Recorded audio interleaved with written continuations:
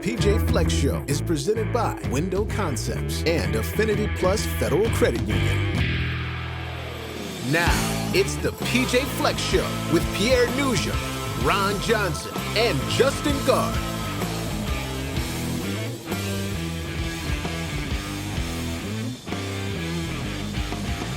Hi, everyone, and welcome into the pj-fleck-show here on campus at the University of Minnesota. Joined, as always, by the head coach of Gopher-football, PJ Fleck, and alongside me, K-fans Justin Gard, and the Gophers Hall of Famer Ron Johnson. I am Pierre Nugent. The Gophers opened the season in thrilling fashion, a 13-10 win over Nebraska in the dying seconds of the season opener. Coach, now that you've had a few days to look over the film, I'm sure you've watched it a few times by now. What are some of the main takeaways that you've taken away from watching that tape of that game on Thursday night? Yeah, it really was the poise and resiliency of the football team. I thought we actually ran the ball a little bit better than I once expected coming out of that game. I was telling JG earlier, I didn't think we ran the ball very well.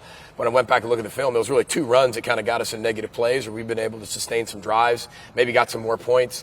So we got to be better in that area, but I thought our defense just flew around. I mean, they played Gopher-style defense, where it took everybody. We say our 11 have to be better than your 11. Not just one superstar or one player, but collectively as a whole, our 11 have to be better than your 11. And I thought for 60 minutes, and they measured at the end of 60 minutes, we were able to accomplish that. And special teams was huge. There were some really highs of high with special teams and some deep valleys with special teams that game. So it's very rare in game one to have a lot of it and have almost all of that. But we did, all in one game to start the year, and that can only help us moving forward. And when you talk about, I know everything you do for your players is enjoy the moment, but then when it's time to move on, it's time to move on to Eastern Michigan. So for Daniel Jackson, when did you tell him to move on from that catch? Because I've seen it 1,000 times. I still don't understand how he kept the right foot up, got that left foot down. I know it's doable. I've seen it. But how many times have you watched it? How many times has Daniel Jackson watched it? And then when did you tell him, hey, it's time to move on now? Well, I told him to move on right after that, to be honest, because I was getting ready for overtime. So I told him that one's over. We're coming right back to you in overtime. But he's taught this. If you take your front knee and you drive it vertical in the air, it forces your back toe to go down.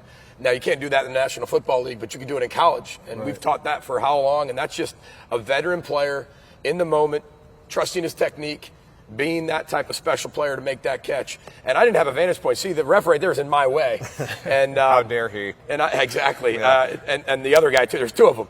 So I couldn't really see it. But when everybody went nuts and then the hands came up, I'm like, listen, that one's going to be hard to overturn. One of the best catches I've ever seen in a critical moment like that. And, Andy Greeter asked me a ton of things about, how many catches have you seen? We went through them, and we talked about Ron's catches first. And then we got into like some memorable catches here, whether it was Chris Ottman-Bell's catch or whether it was like Jordan Howden's catch in the end zone to intercept to end the Penn State game.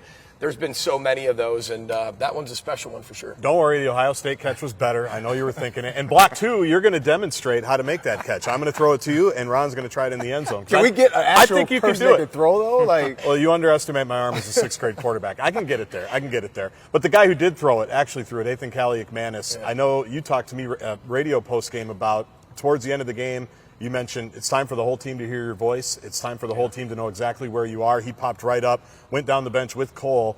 I give that long, unnecessary preamble because he's now the leader of this team, and how do you feel like he navigated this first game as a starter through some tough moments? Yeah, I think there's so much to learn from this, and he's going to grow exponentially by truly being honest with himself of how he managed that game. And there were some really amazing plays that he made. I mean, tremendous plays. I mean, we're talking big-time throws, big-time runs. Then there's probably 3 to 4 throws he wants back that really could have changed the game that are just simple throws that he could make.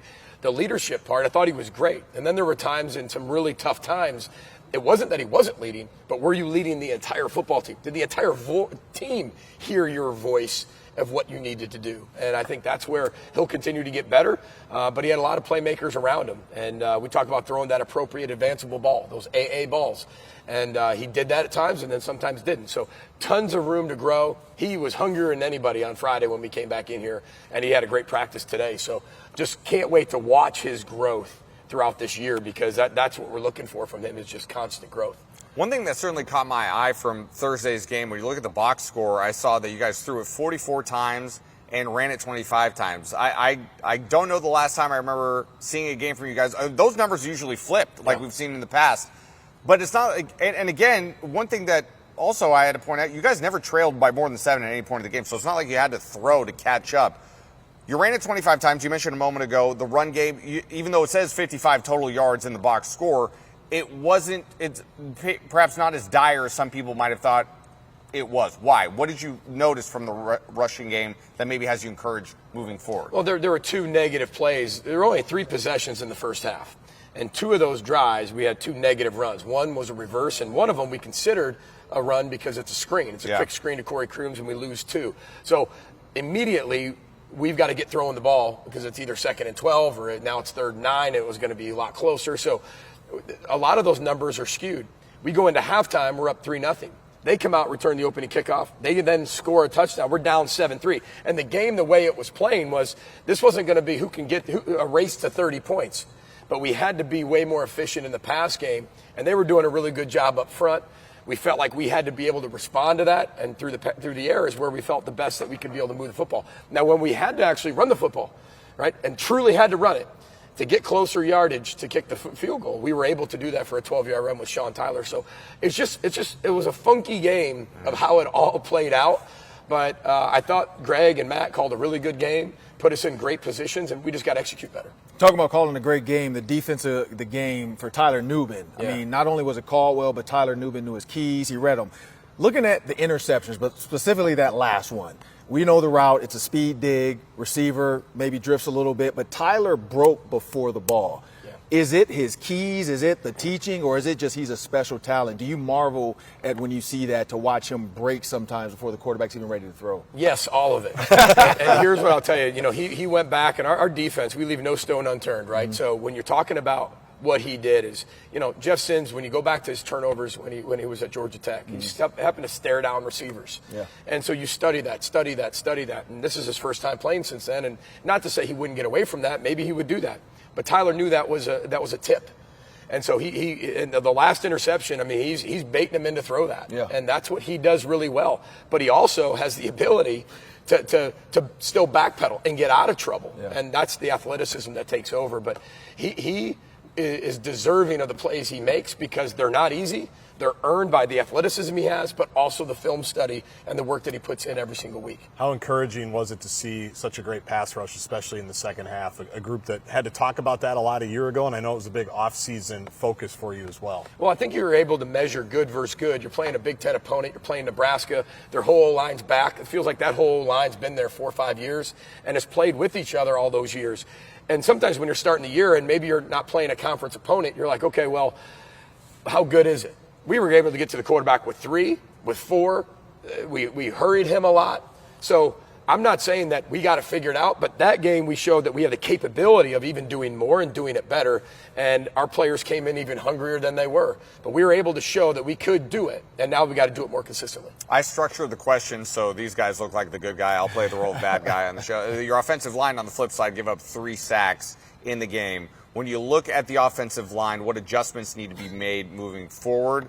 Moving on, I know you're already like, that's fine. I'll play the role of bad guy. Just, what adjustments? I just imagine you with like Tony Montana. Yes, the world is mine behind you. I've got a whole, I got a white tiger in my office. Just as I think of all these questions. Well, first of all, it's Big Ten football, and they have scholarships too, and they're making NIL, and they're very good players, and the transfers they brought in are very, very talented. So I think 2 are on the O-line. I think 1's on the quarterback. When you go back and look at the film, we can always help with certain things that we do. And then you got to be able to get open. Like, this is a really good scramble. Counts as a sack because it's behind the line of scrimmage. Well, he did. That's a great decision. Sure. So the sack column, I thought we had 1 to 1.5 true sacks where we broke down in protection or we got physically outmanned and beat. That's going to happen in Big Ten football in 70 plays. I'm not saying that we're going to accept it, but those are the things that we got to be ready for, to throw it away. I thought the sack that Ethan took was great. 2 guys coming untouched, be able to protect the football. This is the one. That's a really good play. We can move on to the next play. A punt's a good play here, not a turnover. Yeah. So, again, there's certain things, but we got to get it figured out. But there was 1.5 to 2 that I thought were things that we need to be able to get corrected, and, we'll be better. And I know Pierre wants to be the bad guy. I guess I have to be a second I don't want to be the bad guy necessarily, but he's just calling out. He's calling out a factual stat. Correct. But I don't think anybody's bad here. I think you're all great. If I have to be the bad guy, Chris Autman-Bell, seventh year. What is his status right now? We know he was questionable last week. Yeah, is he ready to play? He is ready to play. It's just how much is he ready to play? And it's more of we're never going to take the player's word and say, okay, get on the field. Yeah. The player plus the trainer have to match, and then we'll go out there and play. He's so close to being 100%, but we want him 100% coming off of what he did, because that's the part with that type of injury. It's in your mind, it's in your head. And we're getting through that emotional and mental part too right now. And so he's doing a great job. I mean, he's got a great supporting cast around him. He will be back. He will be full speed. He will be back in action, looking like Chris Altman-Bell soon, and hopefully this week. So he's working really hard at it, though. I give him a lot of credit because he's been very positive about all the things that have happened. Yeah, we're certainly looking forward to seeing Chris Altman-Bell back at 100%. And stick around. We have plenty more to come here on the PJ Fleck Show. On the other side of the break, we'll be joined by one of the heroes from Thursday night's game, Tyler Newman, on set with us, coming up after the break here on the PJ Fleck Show.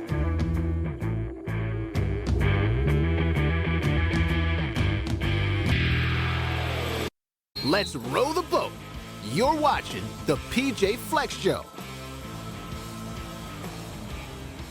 Welcome back into the PJ Fleck Show, everybody. Joined now by a very special guest, dare I say perhaps the player of the game from last Thursday's contest against Nebraska, Tyler Newman, on set with us here. Tyler, what a game it was Thursday night. I know after the game I had a chance to ask you personally, what is it about this team's will to win in order to get over the hump in a situation like that? But I want to talk about you personally. Where does that will to win come from? Where did that start? I know you just have a tenacity to never let your team down when they need a big play the most. It's kind of hard to say where it really began. I just feel like I've always been a competitor, always had the will to win and push my team to greater heights. I really just think that it's just that competitive nature that I was always born with and taught from my parents. And you came back for another year, and this was the reason why you came back were games like this. How did that feel in the first game to really put your stamp on it with 2 interceptions, one being the reason you guys won the game?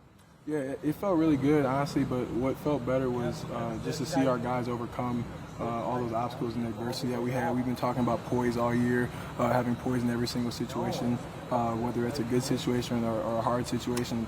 That's really the message that we preach out to the guys. Coach Fleck preached out to the guys before the game, and I was just really proud of us for executing that in that situation, that hard situation. PJ, are you running out of adjectives for this young man? He just seems to find a way to get it done for you guys every week. He's an X factor. That's what I tell everybody, from NFL scouts to anybody who asks me what he's like. He's an X factor. On the field, off the field, his personality, his relationships, who he is. He's an X factor. I mean, he makes things right, and he gets that from his parents.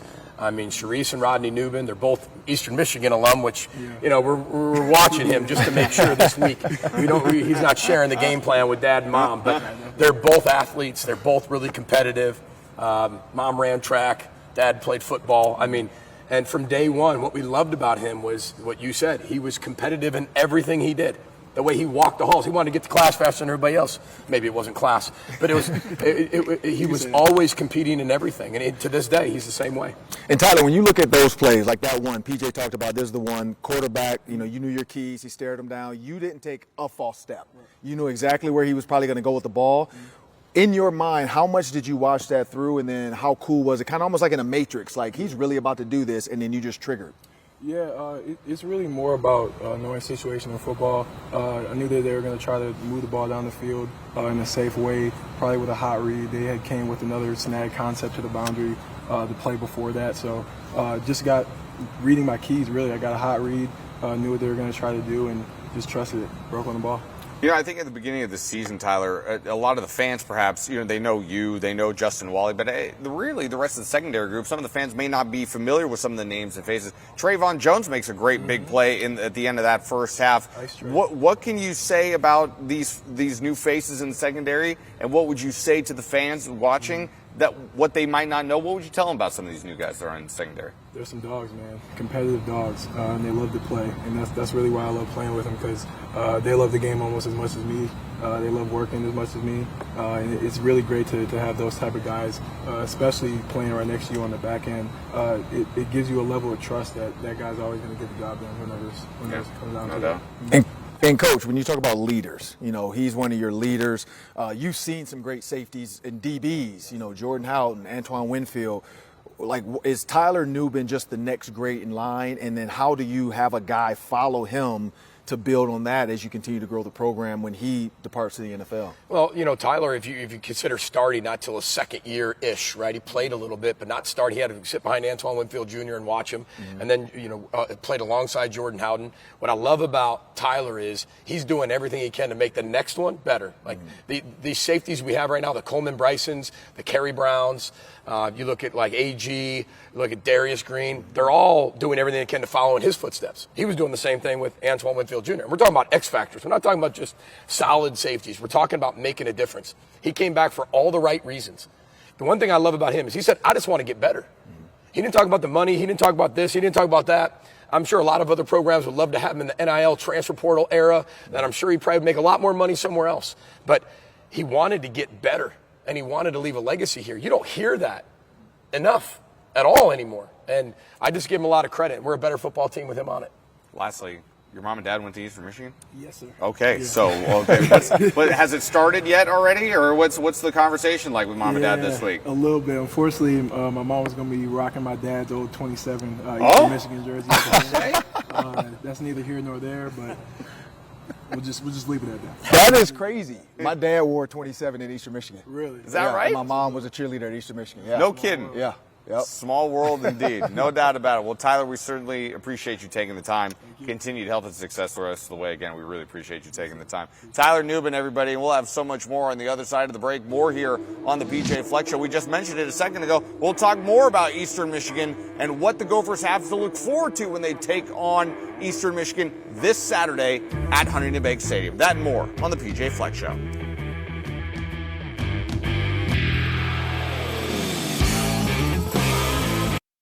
Welcome back to the PJ Fleck Show. Let's row the boat. Welcome back into the PJ Fleck Show, everybody. Saw Justin Guard, who is off running around doing his radio duties. Justin Guard will be back next week on the PJ Fleck Show. But right now we want to look ahead to this weekend's opponent. It's the Eagles of Eastern Michigan. Coach, just like you guys, Eastern Michigan off to a 1-0 start. They get a win over Howard. 33-23 was the final there. When you look at them on film, what stands out to you and what do you guys need to prepare for the Eagles on Saturday? Well, we're very familiar being the head coach at Western Michigan University and playing against them and have a rivalry game every year, same with the same staff. So we know them, very familiar with them. They're going to be a really tough outfit. They returned 2 kickoffs in the same game by 2 separate players, and this is one of them. This was the second one. So you can imagine how explosive they are on special teams. They won 9 games last year, won their bowl game, got a lot of guys back. This is one of the best teams in the Mid-American Conference, and we got to play our best football. I'm pretty sure they took my alma mater to task in that bowl game as well, a game I would like to forget. Yeah. Poor Pierre and all of us. I know. He's just having a hard week. Just Having a cursed. hard week. I'm having a tough week. It's really 1 week in, and he's already having. I have, the NFL season. Well, that's a topic for another show. Well, at least you have somewhere to lay your head now. Yeah, fair enough. Yes, very good. Fair enough. Yeah. But if you talk about Eastern Michigan, 4 sacks versus Howard. We talked about Ethan Kellick-Mann, new quarterback. How do you guys mentally prepare him for that? Like, because last week you're like seeing ghosts against Nebraska. I think he handled it pretty well. Now going into a team like Eastern Michigan, we saw the arm talent, we saw the running ability. Now, how does he avoid stuff like this? Well, that's the whole thing, is playing under poise and doing a great job throughout the week. We now have film. I'm not saying they're going to play us exactly how Howard was played. We've got film from last year, this year. All the factors go into that. How will they play a style of team like us, maybe different from Howard? So we feel like we have a really good grasp on them. I'm sure they're going to have things that we haven't seen yet. But being poised, having great pocket presence, not holding on to the football very long, getting the ball out, getting it to your playmakers, getting us in the right protection and the right plays, and I think he'll do a good job of that if he has a great week of preparation. We talked about Chris Ottman-Bell a little bit earlier in the show, but one player that was not available on Thursday was Cody Lindenberg. You mentioned to me after the game that it didn't sound like it was anything major, but is there an update on Cody Lindenberg, and do you expect to have him on Saturday? Yeah, I mean, he was at practice today. We'll always do our injury reports. The Big Ten has, when you report them now, just like the NFL. So I usually don't talk a lot about the injuries until 2 hours before the game day when we have to release our questionable out And I think those are the only 2 categories you get. You don't get the NFL categories. You get questionable and out. Probable and Yeah, we don't get that one. Jenny Questionable and Taft out. brought that up. She said that you were very, she was like, I'm surprised we even get this much information now. But yeah, the Big Ten's changed.